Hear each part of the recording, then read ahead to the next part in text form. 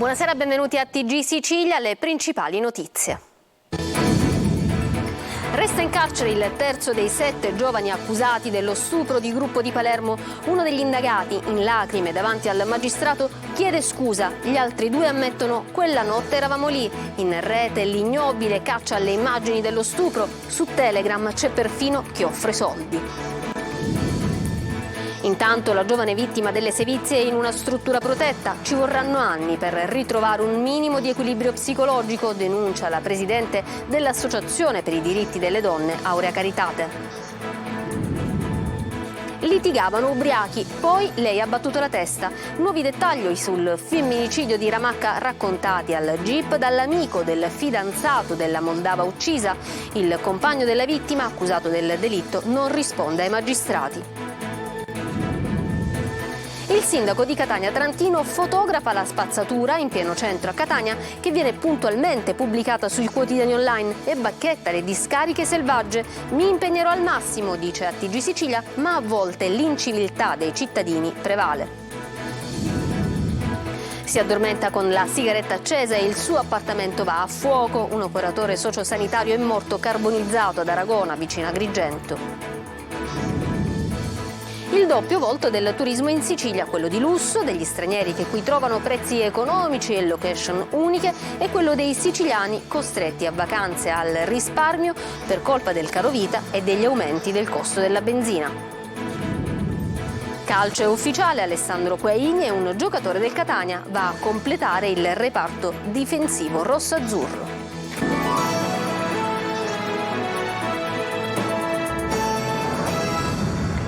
Mi sono rovinato la vita. In lacrime uno degli arrestati per lo stupro di Gruppo di Palermo si presenta davanti al GIP, chiede scusa ma dice anche: mi avevano detto che la ragazza era consenziente. 3 dei 7 giovani hanno risposto alle domande dei magistrati. Vergognosa ondata di consensi social e profili finti che difendono i giovani. C'è addirittura chi offre soldi per vedere il video della violenza. Manlio Viola. Chiedono scusa, piangono, ma continuano a sostenere che la vittima era consenziente. I 3 indagati per lo stupro di massa al Foro Italico di Palermo, ascoltati oggi dal GIP Marco Gaeta. Nessuno di loro ha pensato alle conseguenze del gesto compiuto e ora sembrano quasi sottovalutarlo ancora. Si tratta del secondo gruppo dei giovani stupratori arrestati dai carabinieri, in tutto 7. I primi 3 arrestati qualche settimana fa erano stati sentiti nei giorni scorsi. Per loro è stato confermato il carcere con 2 diverse ordinanze, una emanata ieri, un'altra oggi. Per un quarto imputato, l'unico minorenne che ha confessato sempre ieri, è scattata la scarcerazione ma con il trasferimento obbligatorio in comunità. Oggi è toccato a Elio Arnao, Samuele Lagrassa e Cristian Maronia essere ascoltati. Di quest'ultimo sono anche comparsi profili social su TikTok nei quali sono stati postati una serie di video che sembrano essere vere e proprie difese del giovane, ma si tratterebbe di profili fake. Maronia ha risposto alle domande del GIP sostenendo di essere convinto che la ragazza fosse consenziente. Ad organizzare il tutto sarebbe stato Angelo Flores, uno dei primi arrestati, per il quale è già stato confermato il carcere. Ho fatto una cazzata, mi sono rovinato, ha detto invece Arnao, l'ultimo ad essere ascoltato, ma precisando: nessuno di noi pensava si trattasse di violenza. Non l'ho toccata, ma ho sbagliato, dovevo andarmene via, ha sostenuto invece Lagrassa. Non mi sono reso conto di quello che stava accadendo, ma sarebbe stato lui, insieme ad Angelo Flores, a filmare la scena. Sulla loro posizione il GIP deciderà nelle prossime ore. Ore durante le quali invece continua a impazzare su Telegram la caccia ai video. Sono nati ben 3 gruppi diversi per cercare di ottenere proprio quei video girati dagli stupratori. Gruppi che dopo essere stati scoperti hanno dimezzato i contatti, ma che ancora oggi non sono stati chiusi. E per le vittime di violenze, per chi ha subito uno stupro, è quasi impossibile superare il trauma. Si resta segnati per tutta la vita. Ai nostri microfoni Antea Di Benedetto, presidente dell'Associazione di tutela delle donne Aurea Caritate, Adelaide Barbagallo. Ansia, vergogna, paura, pensieri ricorrenti, insicurezza e perfino sensi di colpa. La vita di chi ha subito un trauma come uno stupro di gruppo viene segnata per sempre, un inferno dal quale è difficile uscire. Il vissuto sarà un tormento per la loro esistenza, avranno incubi notturni, spesso e volentieri anche a livello psicosomatico si possono manifestare dei sintomi fisici, al di là del danno uroginecologico che subiscono. C'è anche l'onta dei video che girano sui social, addirittura ci sono dei gruppi che cercano questo video dello stupro. Anche questo è un gravissimo abuso, sicuramente anche questo impatta perché il loro modo di rivedersi attraverso gli occhi della società, attraverso quei video che è assolutamente feroce e degno ovviamente del nome abuso e sopruso ed è comunque un gravissimo reato. Vengono accolte da comunità e case protette dopo la violenza fisica, c'è tutto il carrozzone di commenti, insulti, giudizi e talvolta, come nel caso della ragazza stuprata al branco a Palermo, il rischio di subire minacce e vendette per aver denunciato gli aguzzini. Ma ci sono quelle che non riescono a superare il trauma. Come non ricordare il suicidio di Alice, la 17enne che si è lanciata dalla rupe Atenea di Agrigento. A 15 anni era stata costretta a rapporti di gruppo e i video avevano fatto il giro del web. Un peso insostenibile. Poche ore prima di togliersi la vita annunciò il suo gesto con un lungo e straziante post su Facebook. Nessuno di voi, scrisse la vittima, sa e saprà mai con cosa ho dovuto convivere da un periodo a questa parte. Quello che mi è successo non poteva essere detto. Io non potevo e questo segreto dentro di me mi sta divorando. Ho provato a conviverci e in alcuni momenti ci riuscivo così bene che me ne fregavo, ma dimenticarlo mai, spiegava la 17enne. Il femminicidio di Ramacca, quel giorno Vera e il fidanzato litigavano ed erano ubriachi. Poi lei è caduta e ha battuto la testa. Davanti al GIP racconta la sua verità l'amico del compagno della 25enne moldava uccisa, che accusato del delitto si avvale della facoltà di non rispondere. Luca Ciliberti. Vera Schiopu e Gheorghe Apetrei, lei moldava, lui il romeno. A Ramacca erano praticamente sconosciuti, vivevano in un tugurio in contrada Polmone. Ed è proprio in questa abitazione di fortuna che gli inquirenti che indagano sulla morte della 25enne avrebbero trovato le tracce di sangue che escluderebbero definitivamente la messa in scena del suicidio. Il compagno e un amico connazionale sono indagati per omicidio volontario. Sentiti dal GIP stamattina i due hanno evidenziato posizioni quasi incompatibili. Il 33enne Gheorghe Ciprian Apetrei si è avvalso della facoltà di non rispondere. Ha invece risposto alle domande del GIP Costel Balan, 31 anni, proprietario del fondo in campagna in cui la coppia viveva. Balan ha spiegato nei dettagli i suoi spostamenti, ha fornito orari, nomi e cognomi di eventuali testimoni, oltre alla strada che aveva percorso per raggiungere la sua campagna. Ha ribadito di avere chiamato il 113 per richiedere l'ambulanza nel momento in cui si è accorto della presenza della giovane nel casolare. Ha anche riferito che non è mai stato amico di Apetrei, ma di essere solo un suo conoscente al quale aveva concesso di vivere nella modesta casa accanto al casolare abbandonato nella quale è stata trovata Vera Schiopu. In cambio Apetrei faceva da guardiano in quel fondo nel quale in passato aveva subito furti. La vicenda continua ad evidenziare parecchi lati oscuri a partire proprio dal rapporto tra i due fidanzati. Al setaccio degli investigatori le dinamiche della convivenza e anche alcuni post sibillini dell'uomo pubblicati sui social.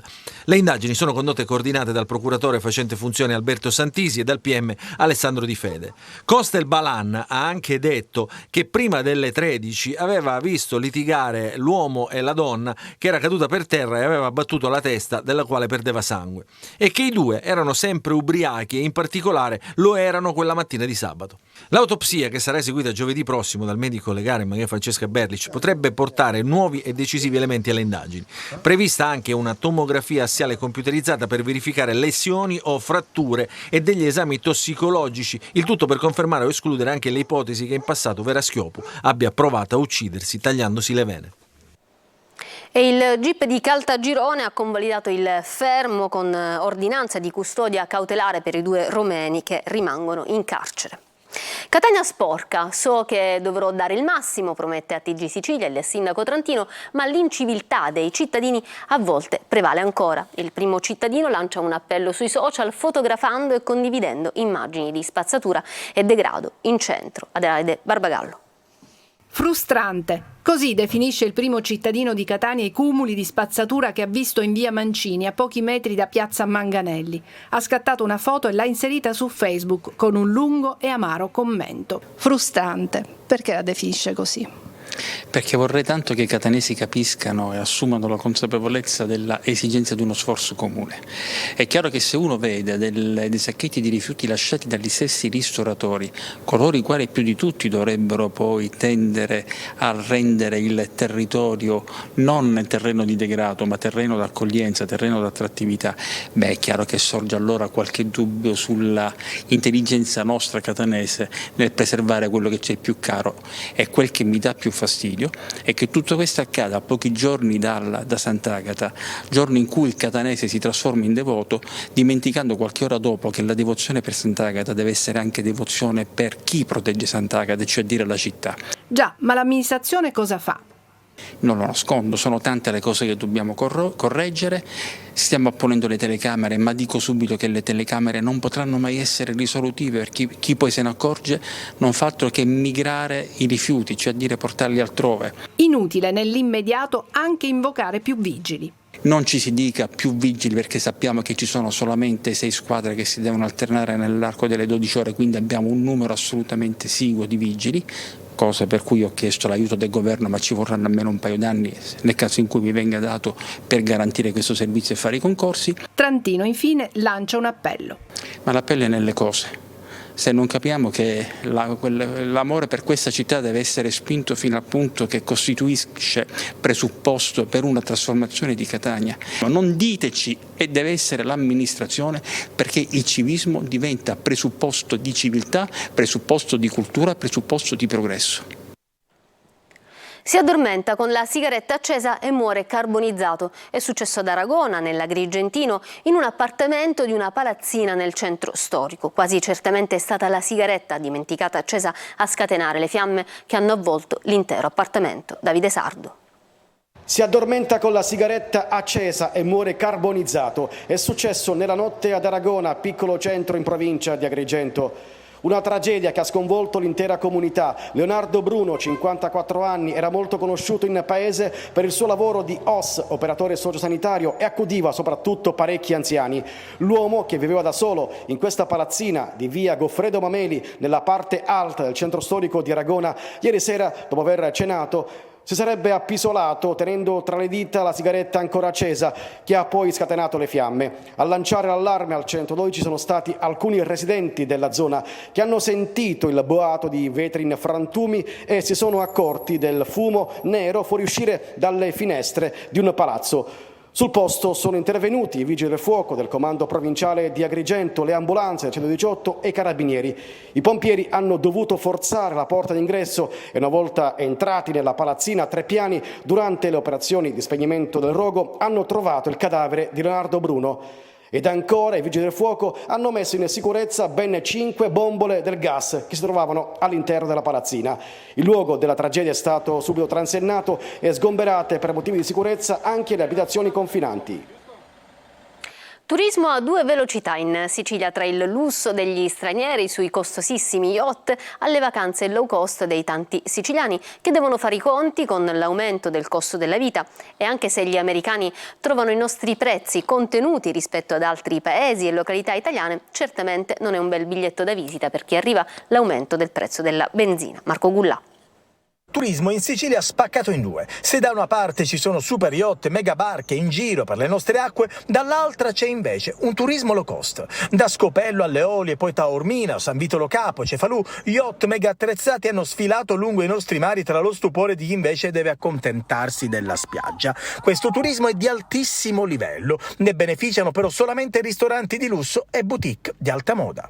Le Isole Eolie sono meta di un turismo medio-alto che quest'anno fa registrare però dei cali che si attestano tra il 10 e il 20%. Abbiamo visto la presenza come ogni anno di numerosi VIP, anche diversi panfili, tanto ormeggiati presso i nostri pontili galleggianti come anche nelle diverse calette o in rada. e questo ovviamente porta a un ritorno di immagine positivo per l'intero arcipelago. Ma il turismo in Sicilia ha anche un'altra faccia, quella del risparmio, del low cost. Uno studio di Sociometrica attesta che si tratta di turismo povero, che negli ultimi anni è cresciuto sul modello degli affitti privati. Solo Palermo è nella top 20 nazionale dei guadagni, poi Catania 27esima, e per trovare altri centri siciliani bisogna scorrere in basso nella classifica. Al contempo però il New York Times scrive di una realtà diversa in Sicilia. Nella rubrica 36 ore dell'autorevole giornale americano si legge infatti che Sicily is not Italy, la Sicilia è diversa dall'Italia soprattutto per i prezzi, al ribasso rispetto al nord e al centro della penisola. Il New York Times applaude quindi la nostra isola, in particolare Palermo. Gli ultimi anni hanno visto sviluppi notevoli, si legge nell'articolo. Ci sono inoltre ristoranti ambiziosi, un raccolto di enoteche naturali e nuovi interessanti musei che hanno innalzato il profilo e il fascino di Palermo. Un grande spot pubblicitario per la nostra isola, e per fortuna che il giornale americano ha chiuso un occhio sulle notti abbastanza movimentate della movida palermitana, sicuramente una delle cartoline decisamente grigie di questo turismo dai due volti. E intanto in Sicilia torna il caldo torrido tra sole, qualche temporale e temperature in aumento.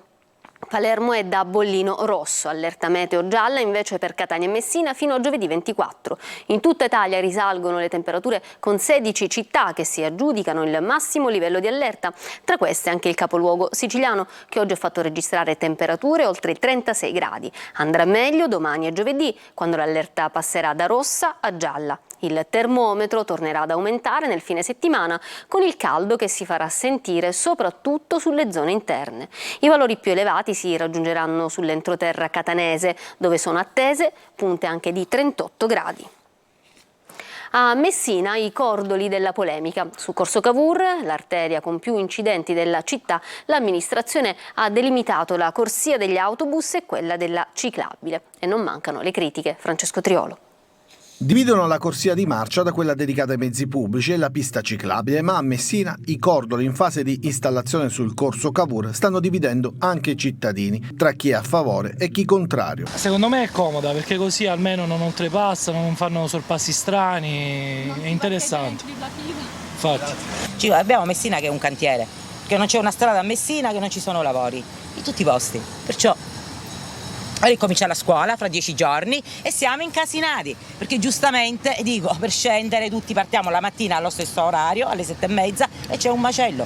Le critiche sono essenzialmente due, la prima legata al fenomeno delle auto in doppia fila che potrebbero restringere la corsia di marcia, la seconda per le fermate dei mezzi pubblici con i bus ATM che farebbero scendere i passeggeri, soprattutto anziani, con il rischio di scivolare sui cordoli e sulla pista ciclabile. E quindi viene difficoltoso con quel cordolo che c'è là per salire e scendere. Quindi deve essere importante che lo possano togliere. La decisione di installare questi cordoli nasce dal fatto anche che questa strada, il Corso Cavour, è, secondo i dati raccolti in occasione della redazione del piano della mobilità urbana, la strada che ha registrato più incidenti negli ultimi 10 anni. Da qui la necessità di intervenire anche con i cordoli, questa la posizione dell'amministrazione. L'obiettivo è quello di limitare sorpassi azzardati come questi. A Palermo alcuni giovani a bordo di scooter hanno fatto cadere un ragazzo di 18 anni che stava rientrando a casa in Viale Lazio e gli hanno portato via la bici elettrica. Uno dei rapinatori lo ha anche picchiato. La vittima lo ha raccontato poi ai carabinieri nel corso della denuncia. Il ragazzo aveva trascorso una serata in piazza Don Bosco insieme ad alcuni amici. Pare che il gruppetto degli aggressori fosse formato da 4 giovani e una ragazza. La vittima ha cercato inutilmente di reagire e proteggere la bici. Lacrime di sangue sarebbero scese dagli occhi di Vlad III, il principe romeno che ha ispirato la leggenda del conte Dracula. La straordinaria scoperta arriva da un gruppo di ricercatori dell'Università di Catania. Emanuela Corsi. Tra mito e realtà, la vita di Vlad III l'Impalatore, il principe romeno del XV secolo che ha ispirato la nascita del conte Dracula, continua ad incuriosire ed affascinare. Sono tante le leggende nate attorno a questo nobile con la predilezione per l'impalamento dei nemici. A lui si ispirò lo scrittore irlandese Bram Stoker per la creazione del celebre vampiro il conte Dracula nell'omonimo romanzo del 1897, un personaggio di fantasia che ha conquistato subito il mondo del cinema. Tra le pellicole pellicole indimenticabili ricordiamo Dracula il vampiro, interpretato da Christopher Lee, e Dracula di Francis Ford Coppola con Gary Oldman, fino ad arrivare alle moderne produzioni come la saga di Twilight con Robert Pattinson, il vampiro più amato delle nuove generazioni. Ma tornando alla realtà, lacrime di sangue sarebbero scese dagli occhi di Vlad III. La scoperta arriva da un gruppo di ricercatori dell'Università di Catania che hanno analizzato i residui di antiche proteine rimaste depositate su 3 lettere autografe del celebre condottiero. I ricercatori hanno preso in esame 3 lettere scritte dal nobile romeno, di cui una datata 1457 e 2 risalenti al 1475. Applicando una speciale pellicola di etilene vinilacetato sono riusciti ad estrarre i residui proteici presenti sui fogli manoscritti senza danneggiarli. Nei campioni così ottenuti hanno identificato migliaia di peptidi riconducibili a proteine umane di sangue, vie respiratorie e occhi. I dati acquisiti hanno così portato a ritenere che Vlad avrebbe sofferto di una malattia respiratoria che provoca infezioni croniche ai polmoni e potenzialmente anche di una condizione chiamata emolacria, che gli avrebbe fatto piangere lacrime di sangue. Ci fermiamo per una pausa, ritorniamo tra poco con lo sport.